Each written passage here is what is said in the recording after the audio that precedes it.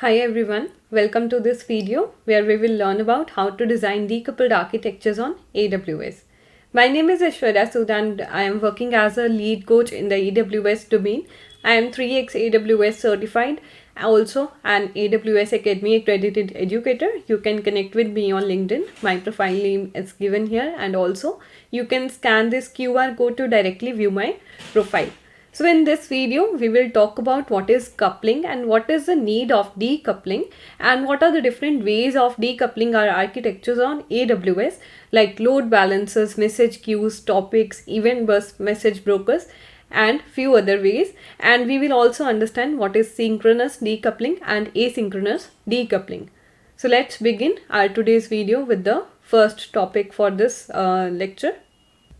So before we begin understanding the need of decoupling, and the different ways, we should understand what is exactly coupling and what are the effects of it that we had to move to decoupling.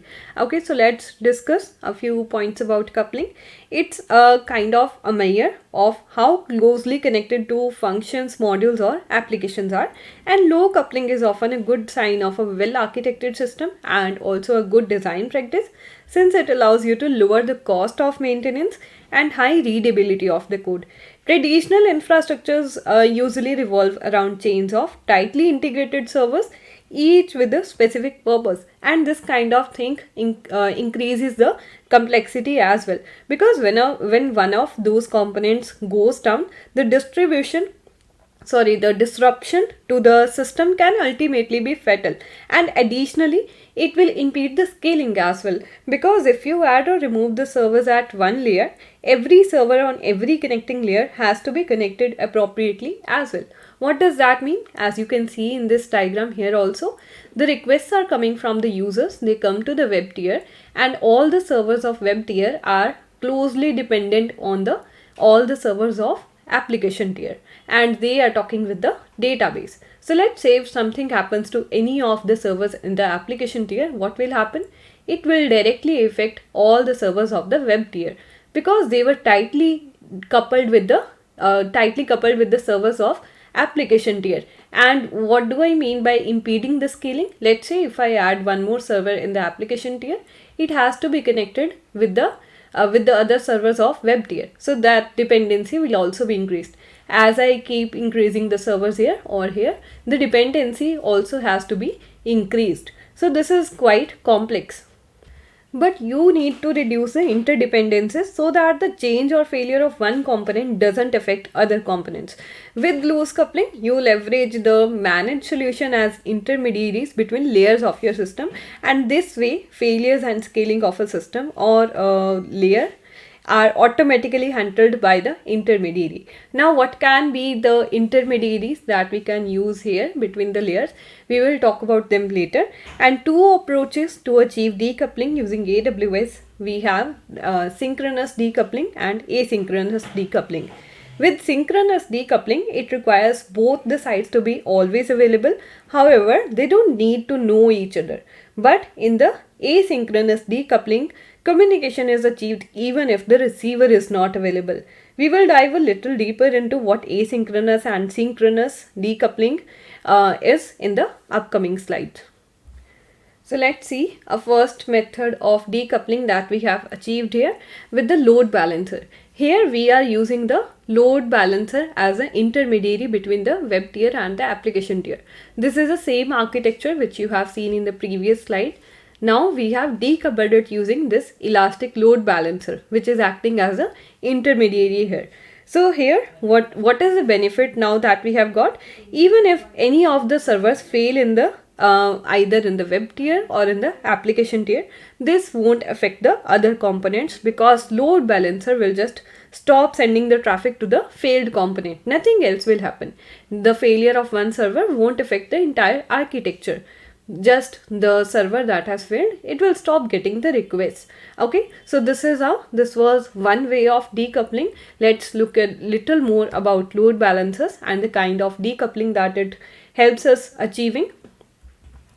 So they basically are used to distribute the incoming request to a number of targets, which can be either EC2 instances or Docker containers, in one or more availability zones. They all implement the health checks which are used to detect unhealthy instances, and they all are highly available and elastic because they are managed by AWS.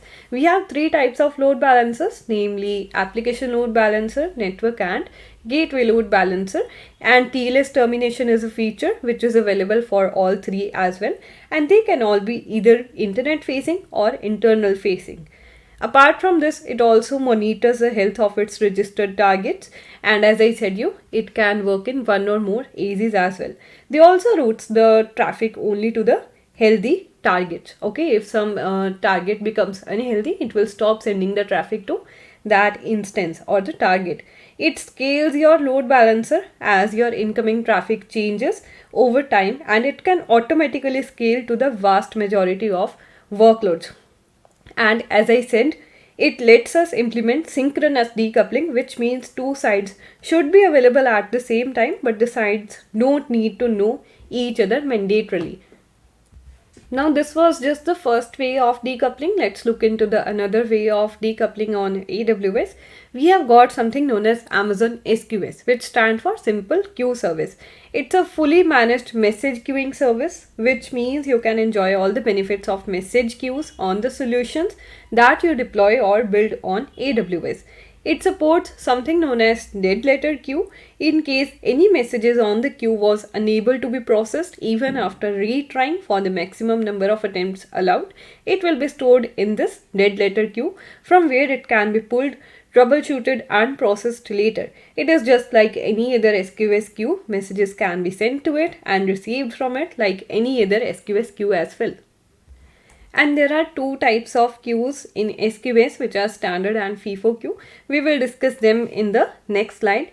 And SQS is a poll based messaging. This means the producer will send the messages to the queue, and the consumer will have to pull the message from the queue in order to process the message. It will not be delivered to the consumer automatically. The another feature that we have got in SQS is the visibility timeout, which is a period of time that a message is invisible to the rest of your application after an application component gets it from the queue. During the visibility timeout, the component that received the message usually processes it and then deletes it from the queue, because the message won't be getting deleted automatically from the queue. The component has to take it, process it and then delete it, so that the duplication should not be there. This kind of thing, like this prevents the multiple components from processing the same message. Okay, and when the application needs more time for processing, the invisible timeout can be modified as well. And since this is an asynchronous communication, this means both the entities that are producer and consumer do not need to be present together to perform a task. Producer will send the message to the queue, it will be stored in the queue, and consumer will come and pull the message from the queue and process it. And we have got two types of queues, standard and FIFO. FIFO stand for first in first out, and standard queues offer at least once delivery and best effort ordering. At least once delivery means a message will be sent for once for sure, but occasionally more than one copy of it can be delivered as well. Standard queue will try its best to maintain the order of the messages but doesn't guarantee it. And FIFO queues, on the other hand, they stand for first in first out queue, and as the name suggests, this queue will always keep the original order of the messages. The messages that came first will be processed first. Also, messages are processed exactly once. This means there will be no copies of the messages. Let's look into an example of SQS working. So introducing an SQS queue helps improve your ordering application. Okay, let's see what's happening here. The load balancer is getting all the requests from the users, and these requests are going to all the servers in the web tier which are hosting your front end, and from this the message will be sent to the queue. Okay, the message from all the servers is being delivered to the queue, which is stored here, which is acting as a temporary database here, and these are the consumers, which means the servers or the application tier. They will go to the queue, they will pull the message and they will process it, and after processing they will send the relevant data to the database layer. Okay, and any message that remained unprocessed and any component that was failed, that failed to process that message will be getting stored in this dead letter queue, so that it can be pulled later and troubleshooted and processed later. So we have seen the message queues working, but there's one more messaging type that is used for decoupling, and that is pub sub or publish subscribe messaging. In this kind of messaging, it's asynchronous service to service communication, which is used in serverless and microservices architectures usually. In this model, a publisher sends a message to this topic, and SNS matches the topic to a list of subscribers who have subscribed to that topic and delivers a message to each of those subscribers. Each topic will have a unique name that identifies that SNS endpoint for the publishers to post the messages and subscribers to register for the notifications. Subscribers receive all the messages that are published to this particular topic to which they have subscribed, and all the subscribers which have subscribed to this topic, they all receive the same messages which are published here. So you can also think of it as a YouTube channel. Like, this is a creator, this is his channel.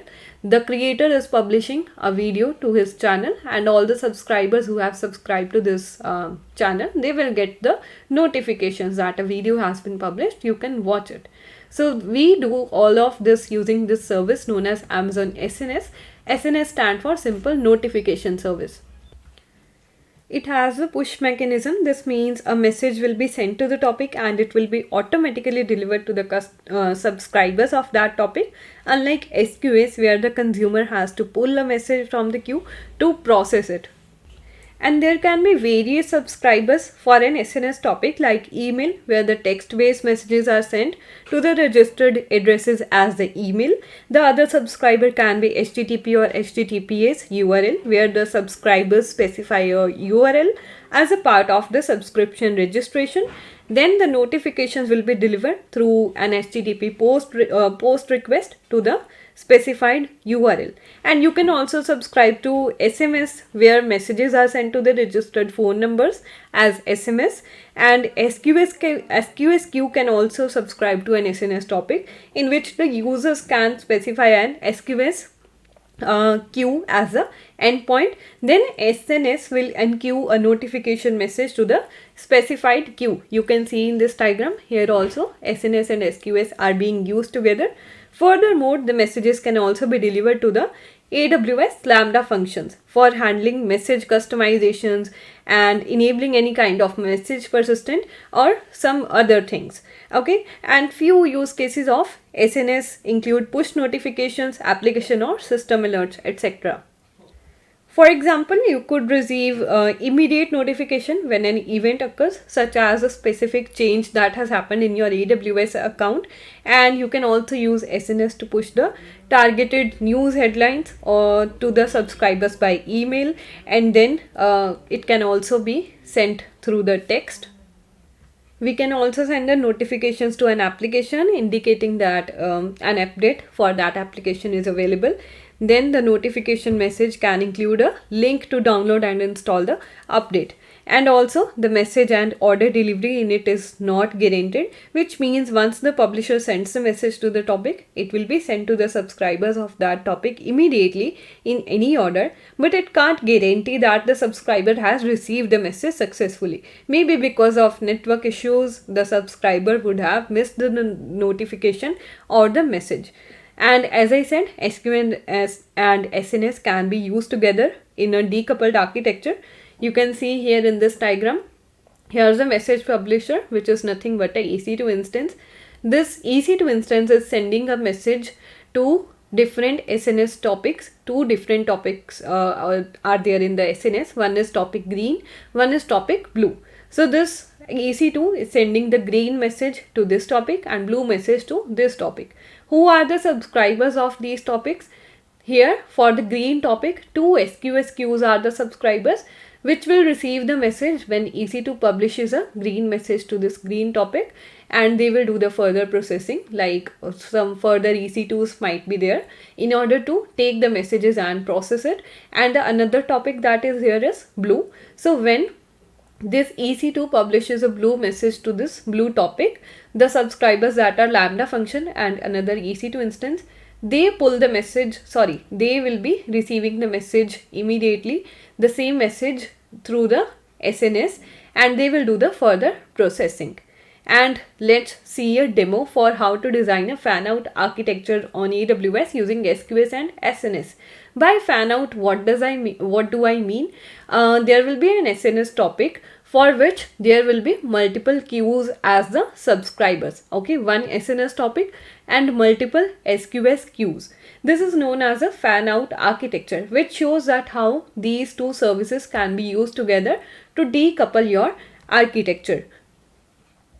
So what will happen exactly is, like, the topic that we will create, whenever a message is published to this topic, it will be received by all the subscribers of this topic, which in this case will be the SQS queues. And further, there will be more EC2 instances or Lambda functions which will be there to pull the message from these queues and do the processing. But for the simplicity sake for this demo, we won't be creating any processing services, nothing like EC2, no Lambdas, nothing. We will just create a SNS topic and 2 or 3 SQS queues. So let's go to the AWS console and start our demo. Here I am in the AWS console. First thing that I have to do is I have to create a SNS topic. So I'll click on this SNS, simple notification service, and I'll go ahead and create a topic. I need to click on this topics option, and here I go, click on create topic. I can either create a FIFO topic or a standard topic. That is up to me, whatever I want. For this demo, I'll be creating a standard topic only. Okay, so let me name this topic as demo topic,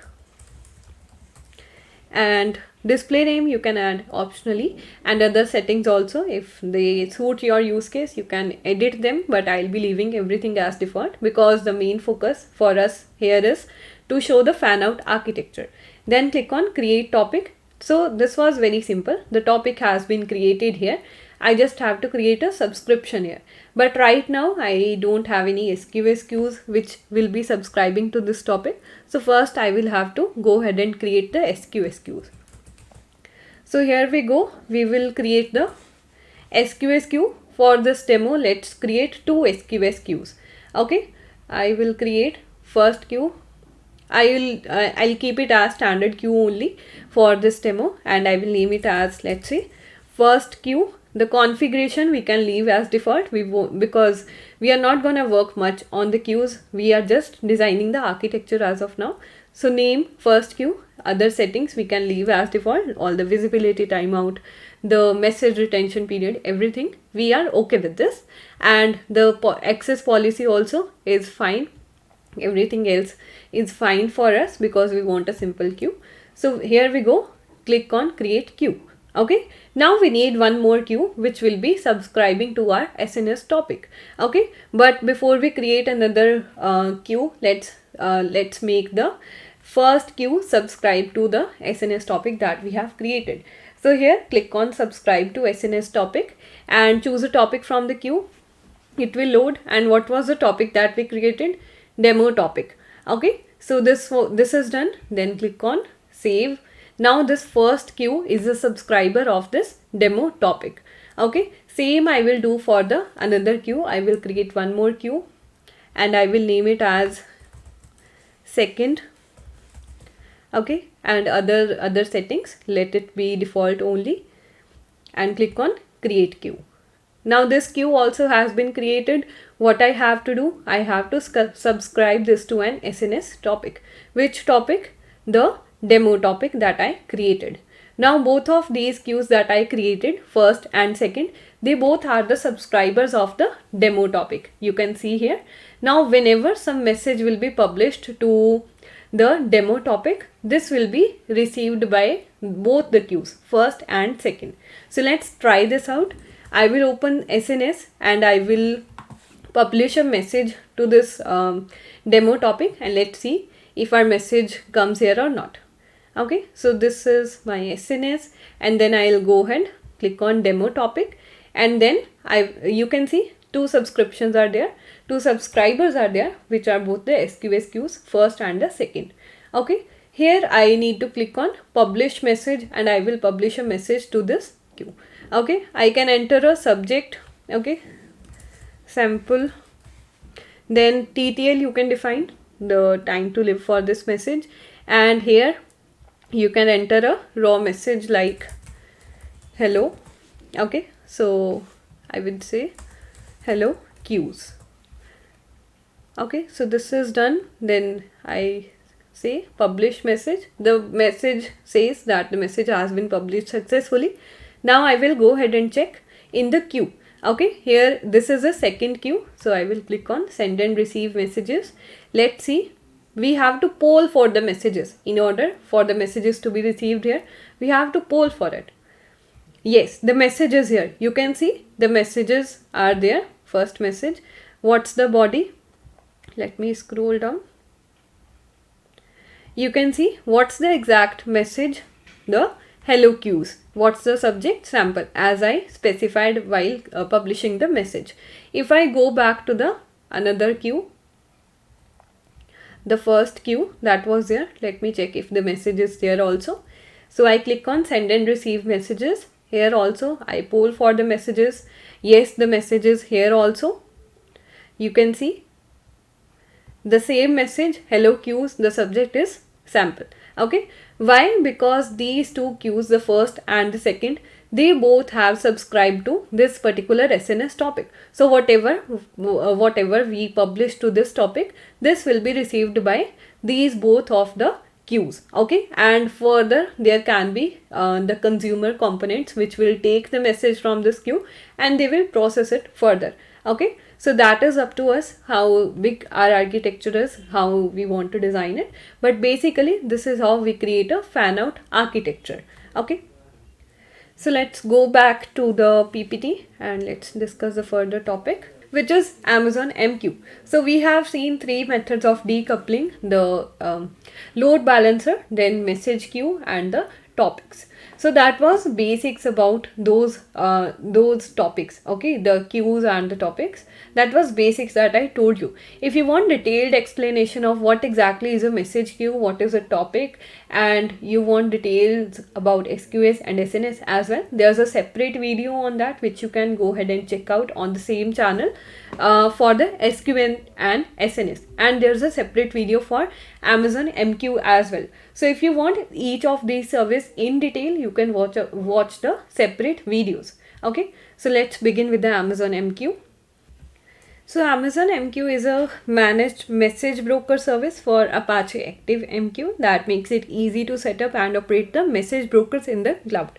Message brokers allow different software systems, often using different programming languages and on different platforms, to communicate and exchange the information. Okay, and messaging is a communications backbone that connects and integrates the components of distributed application such as order processing, inventory management, and other order fulfillment for e-commerce. There can be various examples, these were just few. MQ will manage the administration and maintenance of ActiveMQ, which is a popular open source message broker. The underlying infrastructure will be automatically provisioned for high availability and message durability to support the reliability of your applications. Basically, in short, what we will be getting a single console, the ActiveMQ console, okay, where you can handle your not SQS, but the message queues and the topics as well from the single console itself. Okay, and this is also for hybrid communication. Like if you have the producer on premises and the consumer is on the cloud, so for that you need a message broker to enable that kind of communication, to make it happen. In that case, message brokers will be helpful.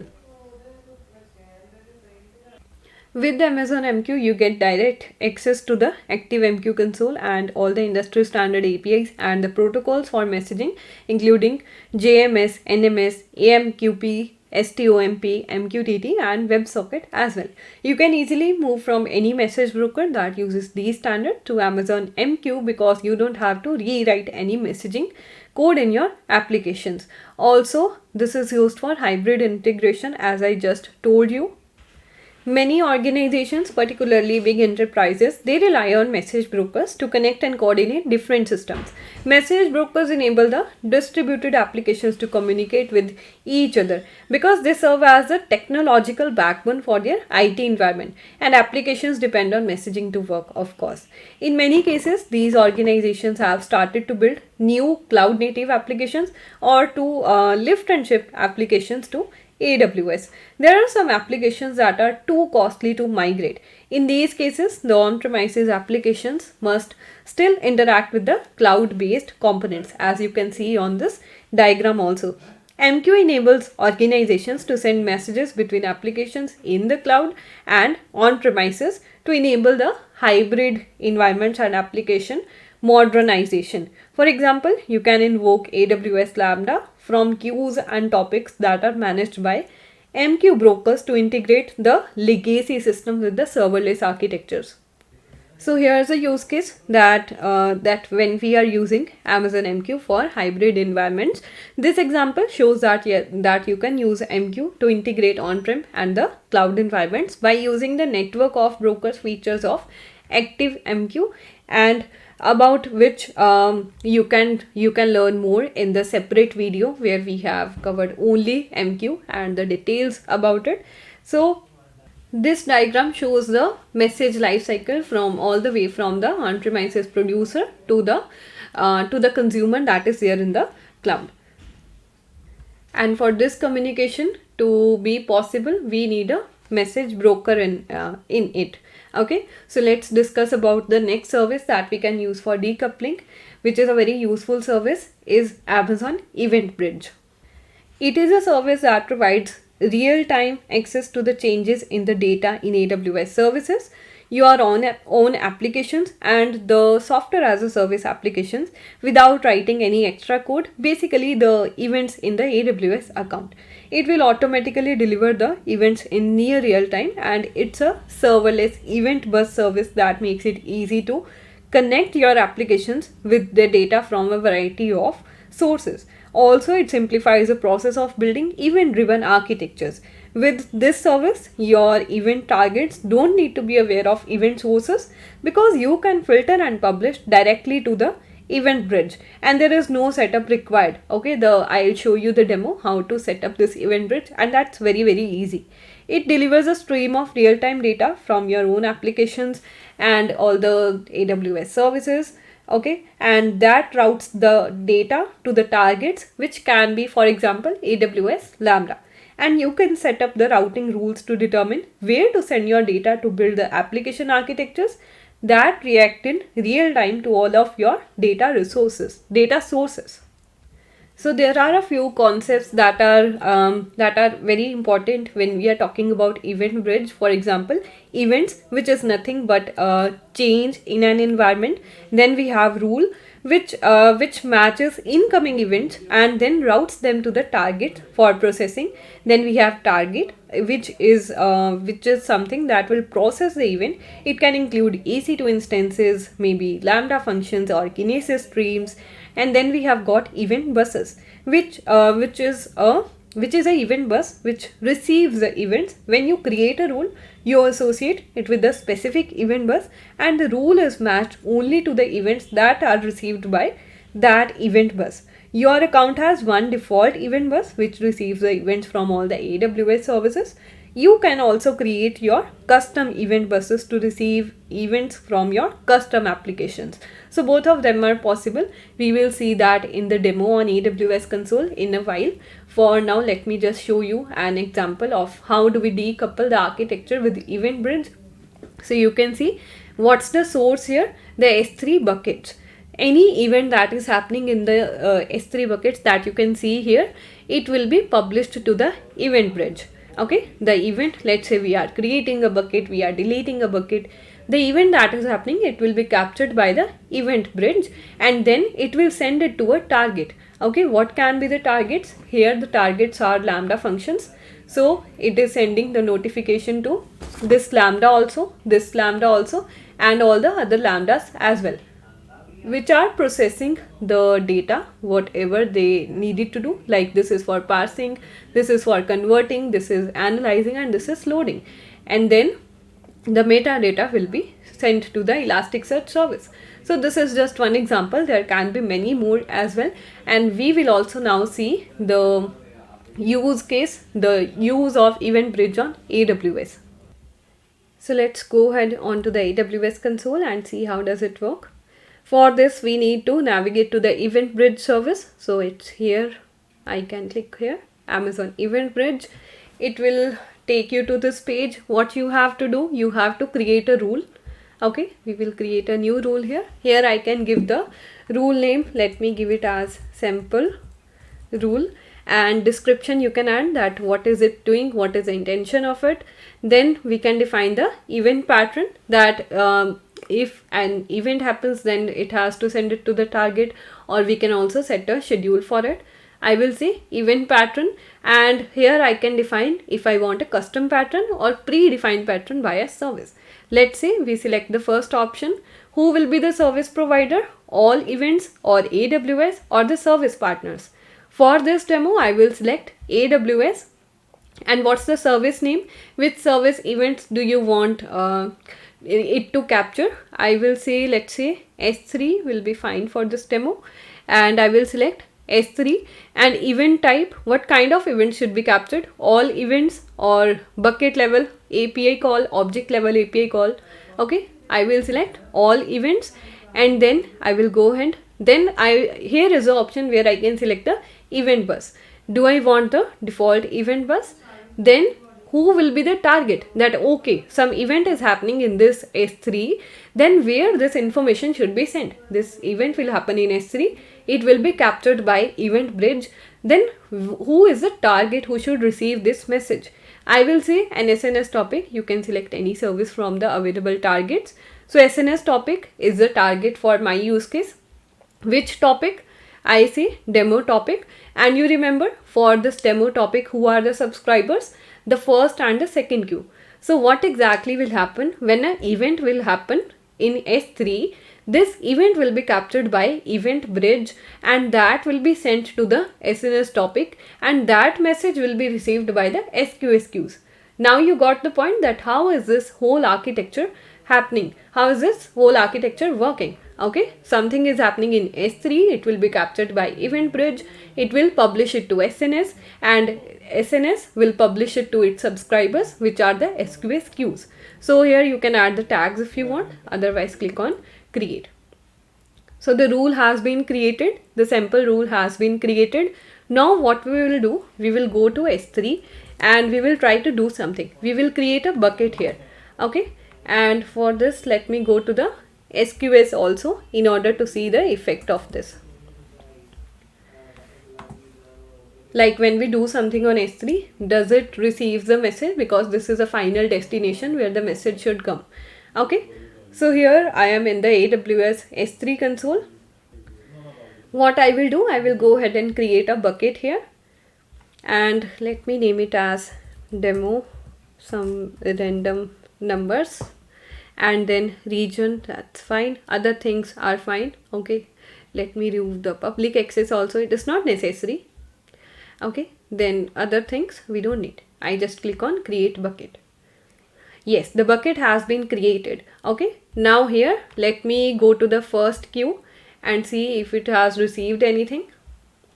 Send and receive messages, and then poll for messages. Yes, you can see the message is available. Also the time is just the time that is right now. Okay, so let me open this message. What does it say?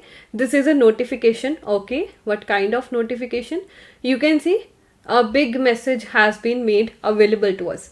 Okay, the type is notification. Let me read the message now, and let me find the information that we need. Okay, create bucket, right? The event we have to find. Event name, you can see event name is create bucket. Okay, in which region it has been created? In AP South 1. So this is what has happened. Okay, entirely this message has been received by SQS queue, and same way it can be consumed by any other consumer if we design. Like we can create an EC2 instance which takes this message and does something, like when a bucket has been created, what it has to do. So who all are involved in this architecture? First was S3, that some event has happened here, the bucket has been created. Who captured the event? Event bridge captured this event. Okay, then where did it send? It sent the event to the event notification to SNS.